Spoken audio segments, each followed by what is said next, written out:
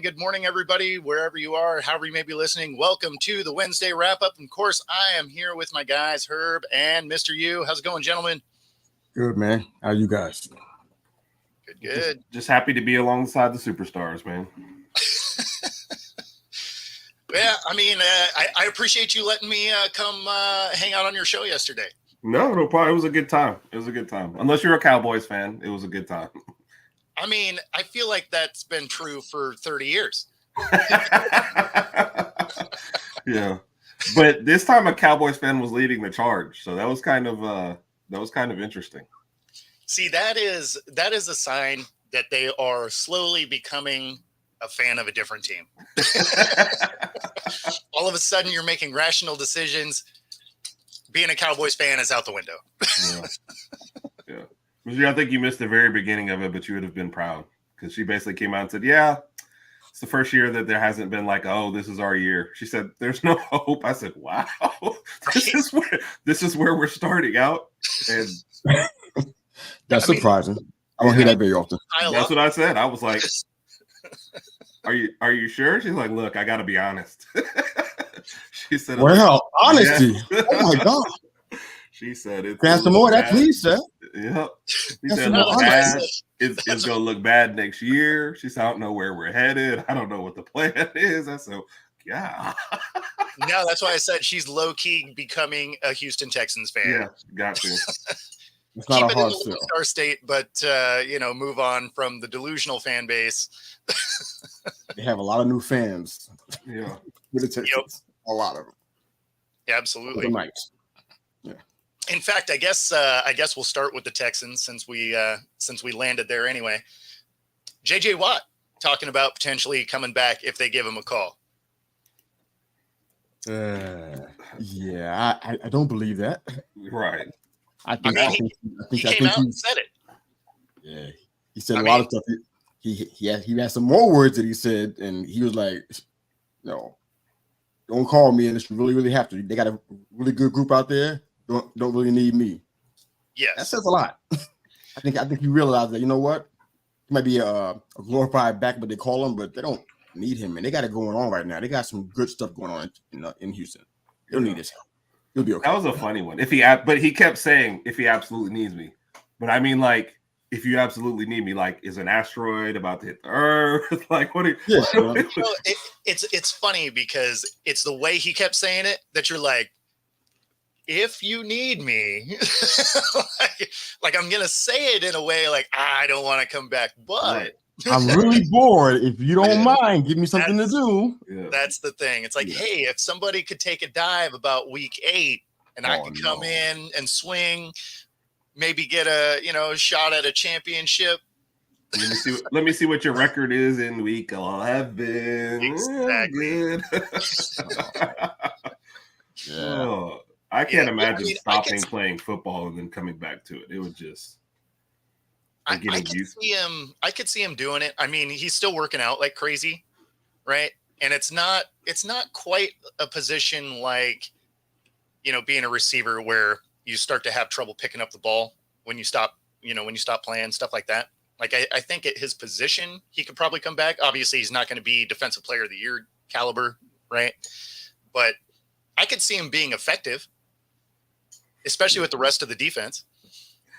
Even in his own words, he was saying that no, this is the last year he wants to train the way he's been training.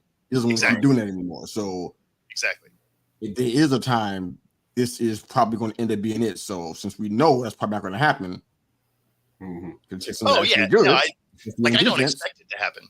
Right? Yeah. It is interesting. JJ Watt is who we're talking about.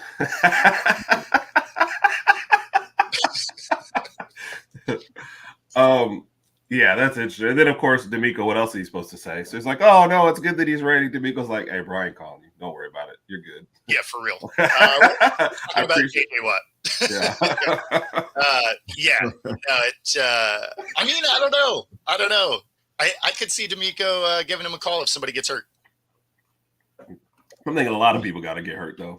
Like maybe even D'Amico himself. I probably trust D'Amico to get out there. Okay, so The money factor has to come into play at that point. Then, so it's like we're bringing somebody who you got to pay a lot or a little. You know, he would come back for the vet minimum. Because I'm not putting my body on. What is that, ladies? I'm not getting out of bed for less than $1 million. Yeah, well, vet minimum is like $5 million, right? So I mean, or 3 million, 5 million, something like that. So I mean, it's not like it's nothing. I didn't think it was that high. Yeah. And you'd only be there for, half a dozen games, maybe. Like, he's only coming back if they have a real shot to get a ring, because he never played on a team that had a shot, right? Like he played for the Texans, not a great team. The veteran minimum is $840,000. Mm-hmm. For you think Watts doing that? If it's 10 years plus, then it's like $1 million. Yeah, I was gonna say, because I thought he was in the league for over 10 years. So yeah, I thought the minimum was higher than that. But in any event, it's gonna be $960 next year. But I don't know how that works for vets. Is it different for vets? But that's for a year of service. Is the $960? He's talking about if he gets to 10 plus, you're getting $1 million. We're just saying the vet minimum is going to raise to $960 in 2025. So what does it matter? But no, what you had is for 1 year of service, and the vet million in 2024 is $915. So $960. $915. Okay. Yeah, $915. Yeah. JJ Watt saying like for $915. No, he's saying though, if you've been there for 10 years, it's $1 million. It goes by your years of service. So okay. Yeah. So over 1.2 then, I guess. Yeah. But even still, I mean, it would be less than that because you wouldn't be there for a full season anyway. Right. But yeah, I mean, I make them pay me per hit. I could see them with somebody getting hurt, you're late in the season, and then him wanting to, if they're in a position where he could potentially get some hardware, because it's the one thing he doesn't have. Right. Yeah. It'd be nice if TJ Watt stays healthy. That's kind of what I want to see on the field. Let him stay healthy and help the Steelers out. Like really do something out there. The division's already tough, but it'd be nice to see him stay on the field and play healthy throughout the course of the season. That'd be a really good thing. Yeah, I mean, JJ had that same issue. Yeah, no. I mean, just couldn't stay healthy because, I mean, the guy was amazing. Speaking of another guy that is talking about trying to make a comeback, and potentially Aaron Donald going back to the Rams. Already? Yeah. All right, Tom Brady. Like I was going to say he's just Brett Favre it over there. That's weird. If you just want to skip the offseason, just say you want to skip the offseason. Right? I think they'd let you. At that point, yeah. So let's not make a big thing of it. I'm almost inclined to read the words that I got from some of his comments. If I read this, is like, you ain't gonna think he's trying to come back. He got stuff like, I knew it was over. My passion for the game is not there anymore. I'm like, so sure. What are we talking about? Yeah. He was talking about why he left though, right? And the thing that's funny is there's a lot of guys that play that get there because the grind gets to you. Right. And then you get away from the game and you're like, I still want to play though. Yeah. Like I may hate all this off-season stuff, but once you get into the season, you're like, okay, here we go. And that's why I said, I think like you see these guys do this, they really just want to skip more of the offseason. Like they just want to get back to the games. Especially I think and that would be me totally. I always hated practice anyway for anything. So I don't even show up to the podcast till 2 minutes before we go on air. I don't even want to practice shit. So, yeah, and that's your own podcast. So, I'm not trying to practice anything. I just want to get out there and get live game action. So I get it. Especially for football, it's definitely got to be a grind in practice. So I'd really want to get this on there. I mean, for practice. Yeah, that was Allen Iverson. He made a career about it.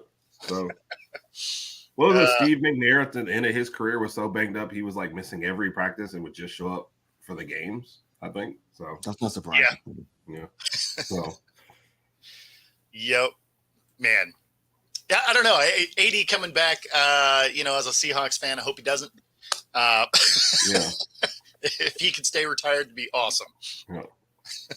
And I know maybe like I guess to you loyal to your team or over, but I'm the and I'm probably wrong for saying it, but if I didn't think my team had a chance of winning like the Super Bowl the next year, and I'm already in the mind of retirement, I'm probably not coming back just to grind through another like 9-8 season or something like that, you know?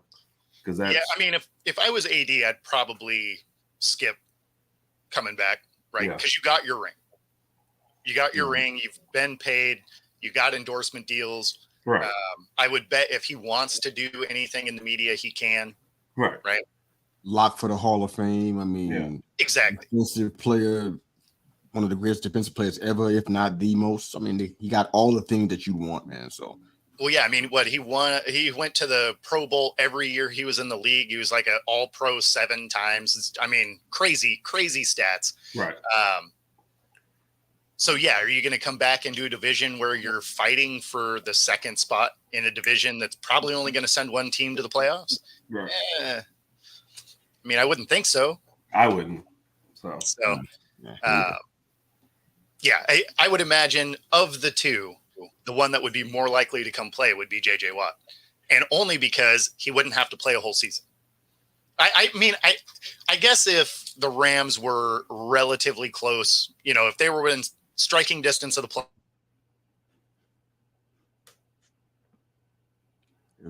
I can never tell if that's me or not when it first starts because the way my internet's been going. So then I have to look at you and go, no, he's still moving. I guess something. Man, brutal. On a side note, I hate Comcast. Yes. And that's been my issue for like the past week. It's just like, we're just not going to work. I know we've been working fine for a while. We decided we're not going to do that anymore. Okay. Yeah, there's no rhyme or reason to it. It's not like it starts to like, you know, things start to bog down. It's just like, oh yeah, you're just we're just kind of done. We're bored. Yeah. Like, wow. Yeah. Stretch it down. That's funny. But yeah, no, I could see Aaron Donald coming back in a similar situation where it's late in the year, somebody gets hurt, they're in striking distance of, you know, doing something, right? But if they are a sub 500 team, he'd be like, yeah, that looks like it sucks, guys. It should both stay home. Yeah, that would be me. I would definitely stay home. I'm good. Both of them should stay home. Yeah. Get involved with the team in a different way. I mean, I know that's not as flashy, but get involved with the team in a different way. Maybe in a more mentoring role. I'm not saying coach because I'm not sure either guy is up to the task of that. I can't say, but get mentor them guys, man. I mean, you stay connected to the game. You help influence younger players, and you help the team that you love. Do it some other way. You ain't got to be out there, and they could be a liability. I don't think, but you know, just don't even put yourself through all that stuff. Go ahead and help out in a different way. Buy into the team, perhaps. I mean, I'm sure there's some room for you to put some greenbacks into the team and have a share. Stay involved that way. Be a community. What do they call it? Be involved with community engagement, and you know, not probably not recruiting, but you know, community engagement and be involved with the team that way. You know, what's over that? I'm setting up signing events and stuff like that. Yeah, I mean, be involved that way. Why not? I don't think it would pay enough for him to do it, but well, is that the issue? Money?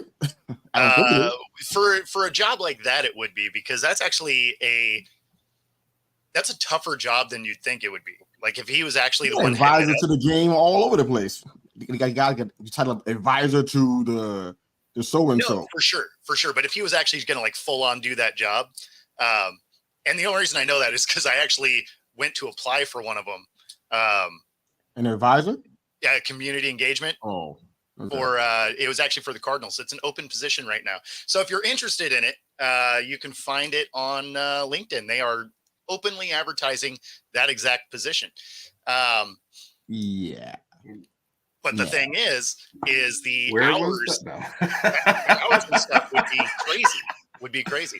Yeah. No, it's funny. I literally looked at that position this morning. It's still up on my. I don't like most more toward the advisor part, man. Yeah, you can do that from two places. You can do that from the golf course or from the couch. When you say advisor, that means they just calling you for advice. But if you're the actual director, that's a crazy job. That's a crazy job, and it even says in there, they're like, it's going to be early mornings, late nights, holidays, like.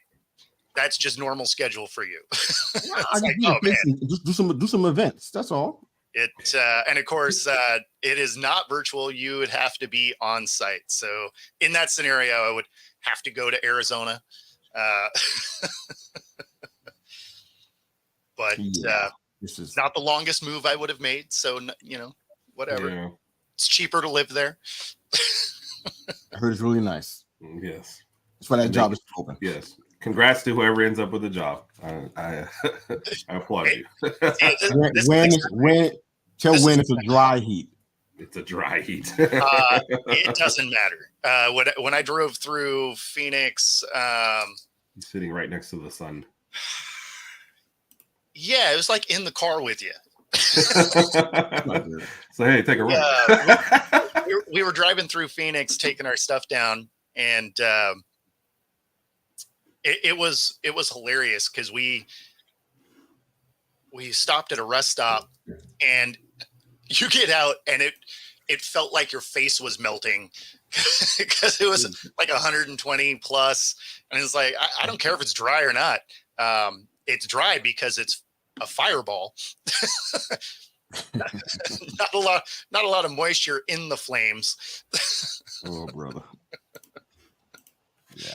That job is still open. I can't imagine, but yeah. Dry cold. That's awesome. Well, they just posted it. It literally went up earlier today, so probably not one of those it's going to fill immediately type of positions. Okay.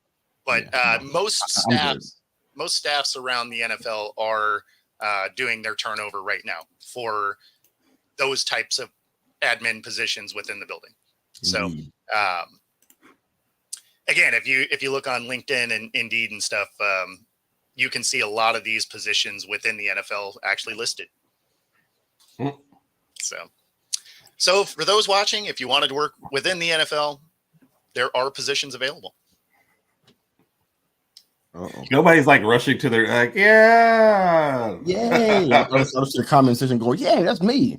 Is Rodg looking for? I mean, I work in Arizona. I think it'd be fun.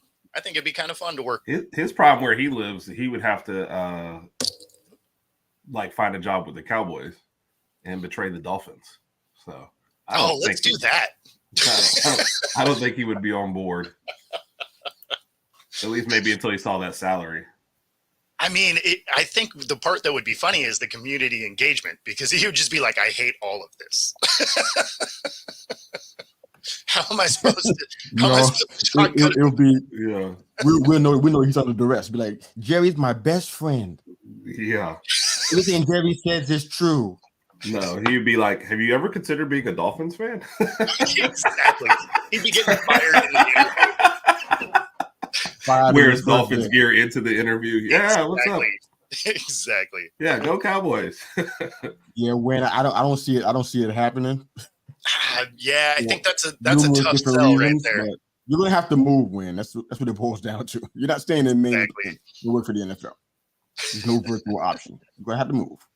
I guess sticking with the NFL, the Bears have been putting out tons of mock-ups of the new stadium that they were trying to build, and the governor this last week blocks the new stadium deal altogether. So they're going to keep their awesome stadium that they have now. I do know that if they were to end up replacing it, it was going to be in a different location. But from the sound of it, the Chicago governor put the kibosh on all of it. Yeah, this is the kind of topic that to some degree I kind of geek out about. I get into all the money and the revenue and environmental aspect and going with the population and stuff. I go deep into it, and man, it's a huge cluster of stuff, man. I mean, the team is trying to move, get a domed stadium on the lakeside, and no consideration for the taxpayers. And you got all this stuff like crime rates and environmental, water and sewage issues. And they got issues with emergency management and all kind of stuff going on. It's like you're going to try to focus all the attention onto this and then have the taxpayers pay almost $2 billion for it. Yeah, good luck with that working out. So it's like it's just a mess. I mean, do you want people to leave Chicago in massive droves? Is that what you're looking for? Because that's how you get there. It's a lot of stuff, man. They got a lot of problems out there, and just think about putting a stadium out here. I mean, most of the revenue comes from television anyhow, so like I think 70% of it. So it's not like every team has that situation, but man, that's a lot on the taxpayers who already, most of them are in, I don't know what the percentage is, but most of them in poverty, or under the poverty line. Yeah. More than fill out more money so you can pay for a dome stadium they probably never see the inside of themselves because they can't afford it. That's what I was gonna think. Yeah. On the lakeside, I'm like, you kidding me? Because we got so many problems. Like, this is what you're thinking about? In the city, they're even the worst culprits because they should be on behalf of the city and its people. They're trying to back these deals so they can, I guess, keep the Bears in Chicago. We ain't leaving. We just going to the suburbs. Exactly. It's still Chicago. But I mean, team got that all. I mean, look at all these places where people are not actually inside the actual city. It happens all the time. It's not a big deal. But these guys want to go ahead and throw money into a dome stadium by the lakeside. Are you kidding me? All the problems y'all got? Yeah. I'm amazed that they even are going through all this stuff. But right, our money, people with wealth, they kind of pushing for this stuff, man. So it's like, wow. Well, and why does your stadium need to be lakeside? I mean, who's that for? They can't see it. They gonna be in a dome. They can't see it. Exactly. You're watching a football game. Hopefully, a good football team. Hopefully, you're not looking at the lake. Yeah. I don't understand. I'm missing something here. Sometimes they just do dumb stuff. Like when you'd see the Goodyear blimp would do the coverage, right? And it's a dome stadium. You're like, why? Like, what are we doing here? Why are you here? Right? Or like it might not be dead. Flyovers. It feels like they ain't gonna quit with this. They're gonna keep on trying to put proposals out because they've been doing this for quite a few, at least a few years now. This has been going on. So I doubt you're gonna hear the end of this, but man. Yeah. What are you shooting for? Because this is not good for the people. Right. You can see that already. Maybe if they're just putting out absurd stuff, it'll make it so they can renovate the stadium again. Because ultimately that's what they want to do. Is they want some nicer facilities. So maybe if they keep putting these out, maybe they're like, okay, well, for $1 billion, we can just revamp the stadium into the things you want. Maybe that's the end goal. I don't know, but this one ran over about 8 years ago, right? They haven't done anything. They did something. Yeah, it sounds like it wasn't great. Like it sounds like they added some stuff, but it didn't bring it up to where the rest of the stadiums are. I mean, it's one of the things around the NFL, right? The owners are like, I have the best stadium ever, right? So I mean, it's just kind of a, keep up with the Joneses moment. Right. We got to get the latest and greatest stadium because all these other stadiums have been built, and you got Jerry Jones with a TV screen in the middle that is, it's massive. It's a billboard basically. It's so big the punters can kick the ball off it if they want. Like it's So I mean, I think most of it is it's just a look how much money I have moment for most of these owners. Right.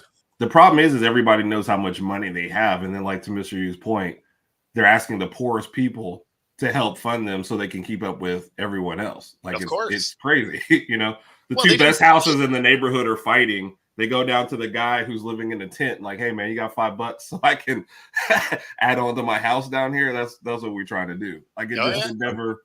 And then they're like, I can't believe the people don't want this. It's like we said, most of those people never see a game because you've priced it out. So yeah.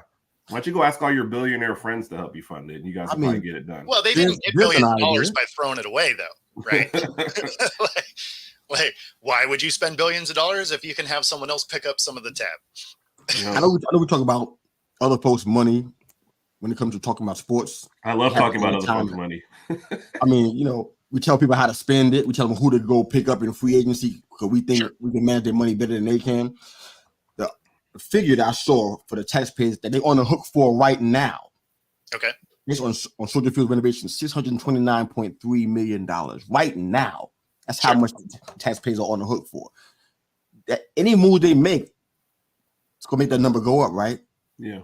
I doubt it's going to go down, right? They can try to refinance it, but let's get real. The taxpayers are already on the hook for a whole lot. This is like, what are you talking about here? Crazy.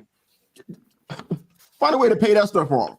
No, you never actually pay them off. So like here in Seattle, that way, yeah. Here in Seattle, we had the Kingdom, right? And massive facility. When they blew it up, it was almost paid off, right? And that thing had been here. They built it in the late 70s, and then they blew it up in 99. They owed, I think there was $1 million left on that stadium, and they blow the thing up and build 2 stadiums, right? So, so you never actually pay this stuff off. I get that, but that doesn't go well with the taxpayers because they know that they kind of getting used a little bit. And these guys that got money, if you got that much money and you want to use it as a plaything, fund the whole thing there. And keep the taxpayers out of it. See, but they thing never do that kind of part. A lot of those tax bills get voted on. So, I mean, a lot of times the taxpayers do vote it in because they're like, well, we want these teams to stay, right? Mm-hmm. If that's their premise, I mean, it's kind of like twisting their arm behind their back. Yeah, if you want this team? It's always the premise. Yeah. That put a little something up. But the reality is they don't realize the interest part, all stuff on the back end, balloon payments and that kind of stuff. We don't ever see that kind of stuff. It's not on Google.com all the time. So we don't ever see that kind of stuff. So they don't know that kind of stuff when they vote them. They just say, I want to keep the team. That's the only vote. Yes or no? Well, keep Chicago. You know the dollar figure for it. Like they're upfront about that part because it affects your property taxes and all of that. So, I mean, those parts are easy to find the terms of. Now there's hidden stuff, obviously, but I mean, that is always how they get you to vote on those is they're like, look, you're either going to lose your team or you're going to help us build a new stadium. And, here in Seattle, we watched one of our teams go away because we didn't build a stadium, right? Yeah. It's how we lost the Sonics. Is that what Kansas City is kind of going through right now too? Or at least the threat of? Yeah, it's the threat of it. It's funny though, because it's not like it's moving that far, right? Yeah. Like, it would just be moving across the state line, still in Kansas City, technically. Technically. Wow. You don't want the same thing happen to the Chiefs that happened to the Rams. Yeah. To get that kind of stuff straight.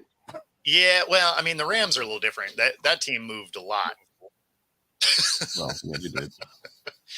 So, and I'm that's talking out of the Missouri area. But that's a market that's always funny to me because the LA market is such a like, I understand it's a huge market, but they're so fickle because there's so much stuff to do that if your team's bad, they're not coming to your games, right? Which is why teams keep going in and then leaving. And so for them to be like, what'll work better than a team that's not successful if we put 2 teams that are not be successful. Here's an idea. Let's try it. I like it. Yeah, I don't know.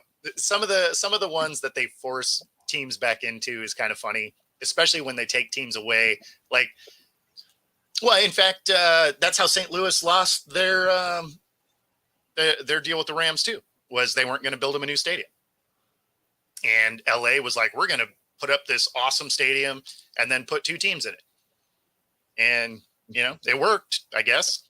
The scenario, the Bears leaving Chicago, it just feels like that's like, wow, that. Well, it does. Again, that's a gut punch if that happens. That's wow. Talking about Dick Buckets and all these guys. I mean, history of me, Refrigerator Perry. I mean, all that history there. Then pick up and go anywhere. To Iowa? Where they go? Yeah. It's like it'd be the Iowa Bears. It'd be crazy. I'm not ready. They'll just still call them the Chicago Bears and just say, "Hope you don't get lost on the way to Iowa." Yeah, up in the cornfields. Nah, I mean, it would still be in Chicago. Even the new proposed location still in Chicago. I'm sure somebody promised Oakland Athletics the same thing too. You still be in Oakland? We'll work it out. I mean, nobody is pretending they're staying in Oakland. They said we would rather move out into the sticks for a year than stay here. Oakland worked really hard to lose every major sports team. Like, You know, I mean, who hates sports out there that's making these calls, man? Because like Raiders fans still haven't recovered. I mean, if my dad was alive today, he would tell you because he was a huge Raiders fan. I don't even know where he even got that from, but he was a huge Raiders fan and he loved the Raiders. If he was alive, he'd be nauseous to see, Oakland doing this to their teams. Who hates sports out there? Somebody hates sports. That's sort of an Oakland thing anyway. I mean, it's not like the Raiders had moved away from Oakland before when they went to LA. So, I mean, it's not like there's something about Oakland. Like they just don't handle sports teams very well. But understatement of the year. I do think it's going to be funny that they're going to be down in Sacramento, though. That seems hilarious. So they're going to be down there for at least 2 years. Yep. And then, but you still have the governor of Las Vegas saying, maybe you should stay out of Vegas. So there's a potential that they go down to Sacramento and then they don't have anywhere to go to. Yep. And every year they just go to a different city and just play there for that year. They're traveling AAA team. I like it. People in Sacramento probably would love that idea. All they have are the Kings that I'm aware of. I can't even think of anybody else that they have out there. That's Yeah. Yeah, well, the thing is they're going to be playing at a AAA stadium. Now, obviously, it's not going to matter, right? Because all 4,000 people that go to a game at any given time, I mean, they could play at a high school and probably be fine. Yeah. But or in Bo's backyard, probably fine. Right? I mean, same size, so it doesn't matter. You got to watch out for the chickens. But, that's how you get the fan count up. Yeah. Or you know what? It just forget the whole thing. Just play all 162 games on the road 1 year. Just say forget it. You know what? No home, nothing but road games 1 whole year. I mean, we talking about Chicago, Missouri. How about California? I mean, besides a couple of teams, they seem to be struggling with keeping sports in California too. I'm like, what's going on? Y'all like sports either? Well, that's the problem. Is there's just so much other stuff to do. That's what I was going to say. Are you going to San Diego? Yeah. California, just in general, period. Yeah. There's not much to do in San Diego, bro. What are you talking about? San Diego is a ton of fun. So tell me this. You can't compare that to Miami and Los Angeles. It's not. But you're picking out like key places, other places. In California in general, there's just a lot of distractions. That's why one reason why we've kind of always bagged on like the Pac-12 versus other places. Like you come to Alabama, there ain't nothing to do. So that's why we pour everything into football. But these other places. I'm with you on that one. It's a college football town for real. That's it. Are you going to spend a ton of money to go to a team that isn't good? Or are you going to go to the beach? Yeah. Or a million other things. Yeah. Like maybe you're not a beach guy. I am, right? That's why I moved to the beach at one point. Like I can go and hang out in the sand and play football on the beach long before I'm like, okay, let me go in the backyard. You ain't got to do all that. You just go in the backyard. You're good. What are you talking about? Well, I mean, it's significantly colder here. So fair enough. Sunset will warm your soul. Yeah. For a couple of minutes though. They're kind of sunsets are fleeting.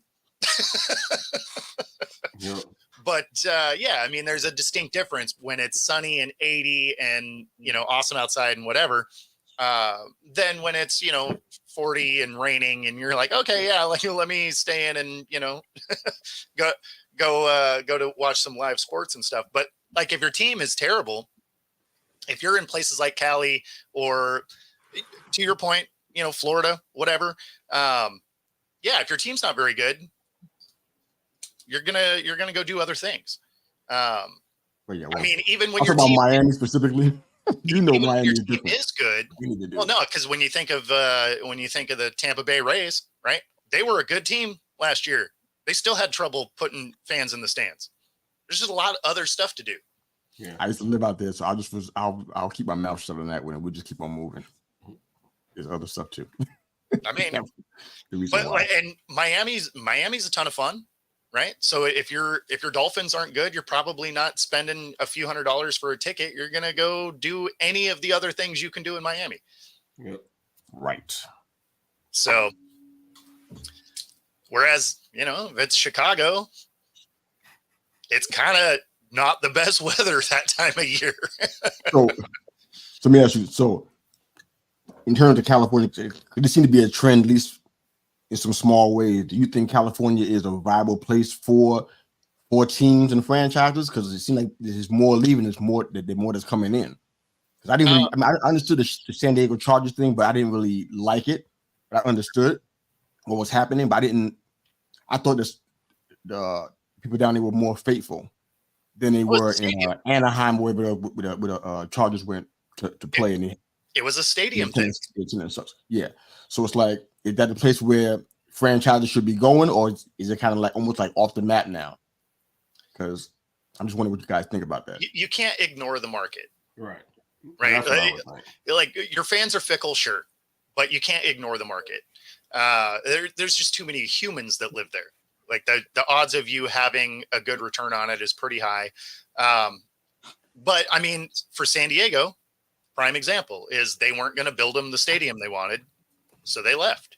That's always the leverage these sports teams have, is if another city is like, yeah, we'll fit half the bill of a, billion or, couple $1 billion stadium, they're going to make that move because the owners don't care. It's not like the owners live where the team is half the time anyway. So it makes no difference to them to move a team. Yeah. I mean, unfortunately for San Diego, it would have been cool had they been able to stay there. But at the end of the day, if you're not going to build the stadium, the teams will move on. Yeah. I do think, like I said, it's a numbers game, though. California's just so big, and there's so many folks that you're like, yeah, if we can get a couple of these, and then like you mentioned earlier, the TV deal is still making you a lot of money. So you can combine all those factors, and yeah, they're still going to stay in California. It's just not always like the most viable place, I guess, because like you said, people don't care as much. But then again, you're not trying to reach most of them anymore. It's like, can I get a couple people with some good pockets to still come to my games? And then maybe I grab some casual fans here and there. But yeah, I mean, I think you're going to stay in California, thing, right? When you think of the population of California, like you need a very small percentage to actually just show up at a game. Right. Oakland had that though, right? What, as far as people going? Yeah. Sure. Yeah. I mean, the thing was they did need to fix their stadium. Understood. I remember. And it wasn't going to happen. So they were essentially kind of getting forced out because that old stadium it had better days. Those are the two markets I think about in California. I don't think about Sacramento. No offense to anybody who loves the Kings, but it doesn't cross my mind. It's Cowtown, and we all know it. And it's still not going to, right? Like they're going to go down there. They're going to be there. Sacramento Raiders. They better come out there and tear out the frame. That's never going to happen. Like I was surprised that, Oakland is headed down there. And I guess it's just because the stadium has to still get built. And Oakland is like, well, if you're leaving, there's the door. Like San Diego and Oakland are viable football towns. Don't give up on them so quick. I mean, it's sad to see the Raiders leave. I mean, again, they'd already left before, but is what it is, right? Wow. Man. So I guess we do have some interesting news on the UFL side. Is let's see here we go. They're actually getting some viewership, even though the stadiums don't necessarily look super full. People are watching. Mm-hmm. And, so this game gets $1.2 million viewers, I should say. And so that's encouraging. Yeah. Okay. They went to go see the DC Defenders. It's not really encouraging. It's shocking. Yeah. But okay. Yeah. This so is good. I like that the viewership is there because I was real curious on if it was going to get damaged by how much they shrank, the teams, putting the two leagues together. So it's encouraging to see that people are still buying into it more than anything else, just so that we might continue to have spring football. Because I was really curious if that move was going to ultimately kill the league. Well, I try to stick to my word. Well, before the season started, I think it started in end of March. I said I'm gonna try to watch as many games as I can, stay engaged, and see what's going on. Yep. It really didn't last long. And I actually watched the game they were talking about. Just to be honest, man, part of the reason was just the play and the scoring. I like good defense and stuff, but man, you don't want to see 3 quarters of zip. You know what I'm saying? That's hard. Yeah. It's like wow, and a lot of it was the majority of what I saw was like bonehead stuff, not like smart heady plays. That look like that's the thing is if it's a true defensive battle, I actually like that. And it can be 0-0, whatever. If it's truly like defenses beating up on each other, but if it's just bad football, I don't enjoy that. I feel like that's what I mean. Because when you go 2-3 quarters and nothing's happening, come on, we know what it is. It's not. It ain't just the defense. It's like something else is not going right here too. Yeah. So it's really hard. I'm still here. I'm still looking at games, kind of picking and pawing here and there. But the man is struggling. Yeah. Struggling right now with what I'm seeing. Some games are better than others. Sometimes when the Battle Hawks are on, or when sorry, I'm blanking out. Arlington or Birmingham's on. Yep. I know I'm gonna get something a little bit better than what I've been seeing on the average. But aside from that, it's rough. I'm trying, but I mean, this help encourage me, brothers. Spring football, come on, keep me, help me out because I'm it's hard. I agree. I'm seeing the PBS or Murder Mystery or something. I'm NCIS rerun. It's my hands on the clicker. I'm like, I need some help. That's not working right now. Kind of tough to get into. No, and I'm with you there. It's not great football most of the time. So I'm definitely with you there. I did watch the game that I put the stat up for. That was the DC Defenders. Yeah, I did watch that one, and it wasn't like an intentional watch. I just I had a minute. Because I wasn't like, oh, I'm gonna watch this game and then seeked it out.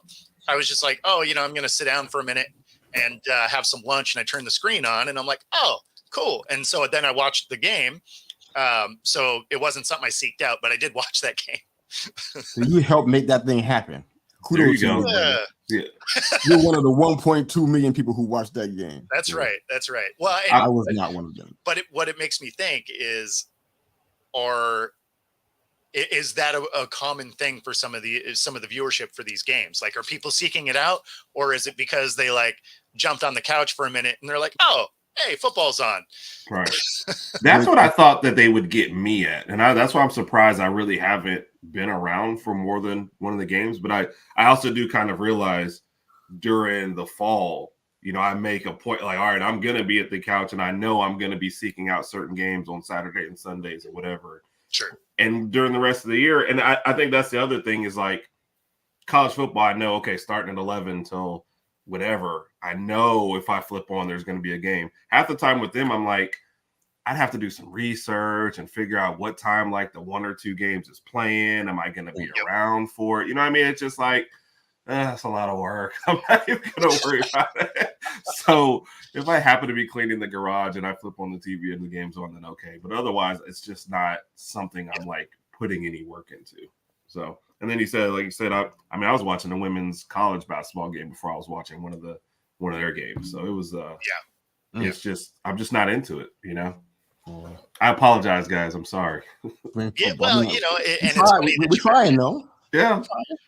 Yeah, I mean, it's something that's going to take some time to really like gain traction. Because I mean, to your point, the scheduling isn't consistent, right? And so the game start times are kind of all over the place. They're not always on the same day. So I mean, it definitely you have to be a little bit proactive to watch the game, or just randomly turn it on and there we go. There's a game, right? I'm still curious about the other part of the conversation about your viewers who used to have a team and now they don't have a team anymore.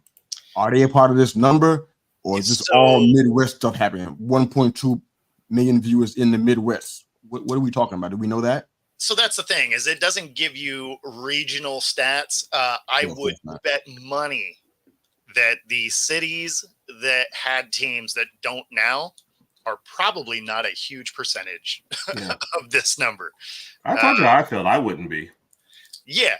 Yeah. I mean, I would look them up to actively avoid them. Like that would be how much work I would do. And I don't even want to actively be home and flip over. And no, I mean, honestly, one of the reasons why I kept it on is because the first coaches corner that I did with Bono, we interviewed the head coach of the DC Defenders. Mm-hmm. So I was like, oh, let's see his team in action, right? Right. And even to that point, I still didn't seek it out. I was just like, oh, cool, it's on. And I talked to that guy a couple weeks ago. Nice. Let's check this out. So, yeah, I mean, I don't know. Hopefully the gameplay gets better and the scheduling gets a little more consistent. So it's not such a research-laden type thing to watch a game. And that's actually something about the WNBA, right? Since you made that parallel. How do you go, right? You're trying to grow your product. How do you go from March Madness? You have Angel Reese versus Caitlin Clark. Like, you got all this build up, all of that, right? And then you go 2 weeks later into the WNBA draft. So you're not really losing any steam here, right? You're just like bang, bang into the draft. And then 2.5 weeks later, you have the preseason start, right? And we're a few preseason games in now. How are you not promoting your product in a way where you're like, hey, we have, Cardoza and Reese and Clark, and they're all coming into the league, and we're going to have these rivalries and all of that. Like, how are you not promoting this product, especially when it's, a month and a half from the national championship? Yeah. It's not like you had to wait an entire year or something weird where it loses steam. And it's not like people aren't still primed to watch basketball. You're talking about playoff basketball in the NBA. Yeah. Right? This would be the easiest cross promotion ever. Yeah. Which is how they started. I felt like they did a lot more of. And then it's kind of like, because the NBA still like subsidizes WNBA. So I figure you would have a vested interest in this whole thing. But I've been saying this for a while now. When people remember, I think we even had the question is, how's Caitlin Clark going to do, for the WNBA? So the WNBA, it's its own problem. I would and plus to even take it a point further, there's a whole thing right now against like the young players coming in versus the old players like being resistant. Man, I would put that up there. Like, like off the top of my head, I'd put some stuff up. Diana Taurasi versus Caitlin Clark.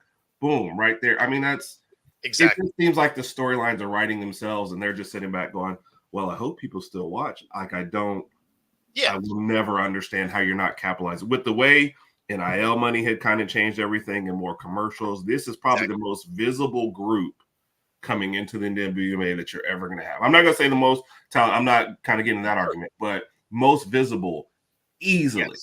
Yes. And you're just kind of like, I hope people watch. We're going to put Caitlin Clark on TV a lot, and we hope you watch the other stuff. I'm like, well, and the thing that's funny about it is, to your point, being the most visible, it definitely is because of how the men's March Madness has changed, because there's so much of the one and done action now that you don't have you're not following storylines like people did with March Madness on the women's side this time around, right? So you have a lot of following, a lot of build up for it, and they just really seem to drop the ball. I mean, most people didn't even know when the preseason started for the WNBA, and it's just over a month from the end of the national championship. I mean, like, again, it should have been the easiest transition. Plus, you have some gaps in the NBA playoffs. So, like, if you were actively promoting these things, I mean, one of the commentators was a former WNBA player talking about the NBA. How is that not an easy transition? Right. Be like, hey, check out my old team, whatever, right? Like, it could be 2 seconds of dialogue and help promote the product. So, on Coast to Coast, we were talking about it in the way of maybe it's just a tax shelter for the NBA, right? Because they subsidize it, they kind of fund the thing. Maybe it's just where they hide money. It's their shell corp. I mean, sad, but like, it seems closer to the truth, doesn't it, than whatever is going on. There's no way their marketing people are this bad, right? Like, you could get somebody out of a DECA class in high school that could do more for the sport than what the WNBA marketing team seems to do. Yeah. I don't know when it was, but you said this, I think it was like about 3 weeks ago. I'm like, I thought the same thing you said. I'm like, there's no way that they can't market this. Like Herb said, he don't know what time the games are coming on, when their season starts. I think Herb said that we should go. I had to look it up. There's no way you can not. Yeah. By accident. Yeah. You can do that. Yeah. Right? No, that's you're not trying to do it for a reason. I don't know if it's a tax shelter thing, like you said, but they're not trying to do this. Like we have when the season start. I think I want to say the 14th. But I had to Google it already though. So that's the only reason why I know. I Googled it like to your point. If you had asked me that like 2 weeks ago, I wouldn't have been able to tell you. But I had to go look it up because even when they put the preseason games on, they just kind of throw it on the schedule and you'll just see, oh, there's a WNBA game tonight. I don't know if that's the regular season or preseason. I'm really not sure. It could have been. We don't have exact dates. Yeah, we don't have exact dates, but we know that Major League Baseball starts. Thank you. Early April. Yes. We have an exact date, but we know that part. NFL starts in September. We know that part. We don't have an exact date, but probably the first week of September, second week of September. Right. College football, same way. NBA start. College football, we know when that starts. Even the NBA, we know when that starts. Yep. But we don't know about this. It's intentional, man. Yeah. They're not marketing this thing the way they could, and it's hurting the game. And you got people talking about, women's rights and other things being weaved in, but they're not promoting this thing on purpose or neglect. It's something. I mean, it has to be deliberate. Like, there's no way you can be this bad at your job. Yeah. No way. Yeah. Like, even a position you expect people to be inaccurate, right? Take a weatherman. Even they accidentally get the weather correctly more often than the marketing team for the WNBA. And I mean, like, if you were in a market that doesn't have a team, okay, fair enough. Maybe there's not a lot of following for it or advertising, whatever. Here in Seattle, we have a team that's won 4 championships. Yep. You mean to tell me we can't figure out when the season starts? Yep. Like, you have to go actively find when that happens. How is that a thing? Yep. Well, I told you how I felt when Sue Bird retired, and if it was like the most low-key retirement ever for a legend in the sport. I was like, what's going on? Why? I mean, LeBron's retirement tour is going to be all over the place, Yeah. Dirk Nowitzki, when he was like, everybody was giving him gifts, and Sue was just kind of like, oh, hey, she's played her last game. This is sad. It is absolutely the Sue Bird, most decorated, whatever, cool. Here's a high five on your last game, and let's see, we're supposed to give you something. Here's a pack of Big Red, kick rocks. Like, it's just like, what? How is that a thing? Yeah. And you're talking about players, like, for even people who don't watch, like, most people would still know the name Sue Bird at least. You know what I mean? Like, there are certain players even before the marketing kind of got around that really transcended the sport. Yeah, that's what I was laughing at. Rodg is so it's going to be not that one. There we go. So I wouldn't compare it to a bag of cats because that would just be crazy. What they are doing is calculated, near as I can tell. Yeah. Like, they are deliberately trying not to make money with this thing. Yeah.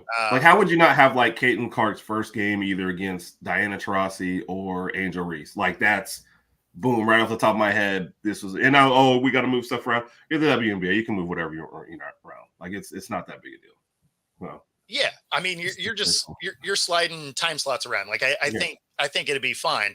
And why wouldn't you kick the thing off with Angel Reese versus Caitlin Clark, game 1? Like, kick the season off, right, with the most visible players you got. Like, why wouldn't you do that? Yep. Disgraceful. Or like I said, I throw out Diana Taurasi because she did take some shots, I guess, at the new ones coming in. All right, well, here's another one of our legends versus one of our newer players. Like, do something, like, I don't get it. So you're not trying, man. It's pure and simple. They're not trying. It's just straight up. It's just neglect, man. Pure and simple. So, Amanda retirement. What is top dollar you would pay to go see him? So the thing that's funny about that, Rodg, is before we even talk about ticket price, let me know when the game even is. Like, I might be more inclined to go see. I don't have an answer to that question. Even know there is a game being played. I don't have an answer to that question because it's been so poorly promoted. I don't even know what the right amount is. I might get gouged out here. I don't know what's the right amount for a game. I have no idea. I don't know a ticket price at all regarding WNBA. How much it costs? I don't know. Rodg, I would absolutely go to a game. Like if there was a game around here and I had a chance to watch those two play, I would definitely go to a game though. Sure. Well, so how much would you pay? That's what he's asking. Top dollar. What's that amount? I don't know what top dollar for an WNBA game is probably like $47. So sure. That's actually probably fairly accurate. But so here's a weird thing. So I reached out because I wanted to try and get my media credentials for the WNBA, right? And so I reach out, and their easiest person to talk to, weirdly, was on LinkedIn, right? So I reach out there, and then they respond like weeks later, right? And this is before the season started. And wow, I was accurate. Sorry. So then they respond finally, and they send me someone else's name. They're like, try and get a hold of this person. I'm like, all right, cool. So I turn around and send them a message, and it's been weeks now. This is their media person, right? I've never heard back. So I mean, clearly, even within the teams, marketing isn't a huge concern.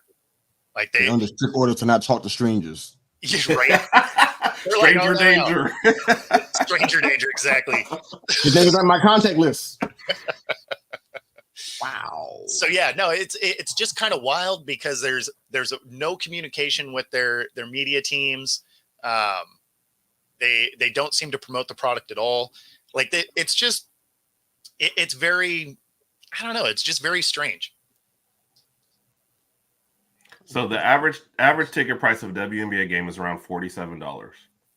There you go. Yeah.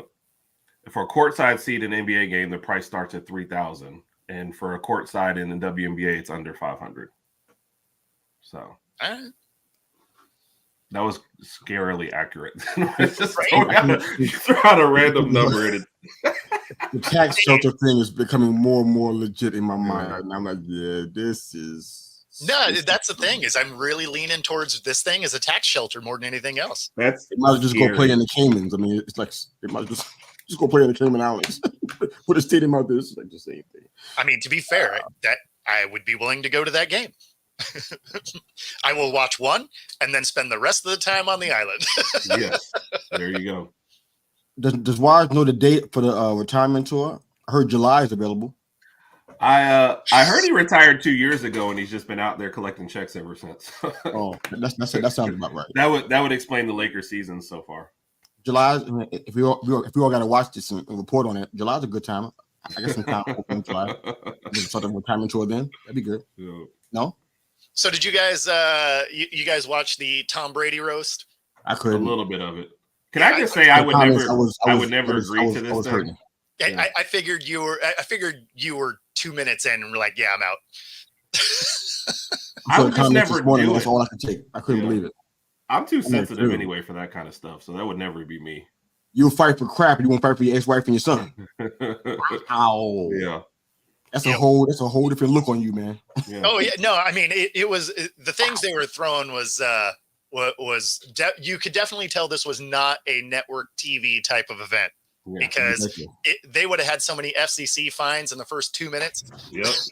Shut the whole thing down. Yeah. Oh, absolutely. Wild is the word that comes to mind for me. And then the thing that got me though, as far as we got, the only thing that they thought was offensive was when they went after Kraft, and that's when he told them, "Hey, no more of that." Like, so talking about my ex-wife and all this other stuff is fine, but the owner, oh, okay. So I don't know. I mean, to be fair. When you hear people talk about their ex-wives, it's not generally in the positive light either. So, I mean,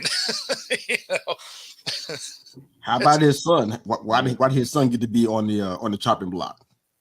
Some stuff got to stay out the window. Yeah, see, I get that, but that's not cool, man. If I had an ex-wife, I wouldn't fight for her either. All right, Rod. This is where I would say, bro, don't go no further. This is what I'm going to suggest to Rod right now. Don't go no further than this. Stay right here. Don't take another step in the direction you're going right now. And on that note, we are at the top of the hour. I appreciate everybody tuning in.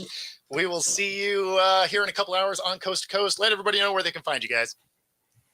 Rodg_Herb on Twitter and Herb Rodg Podcast on YouTube. Find all our videos there.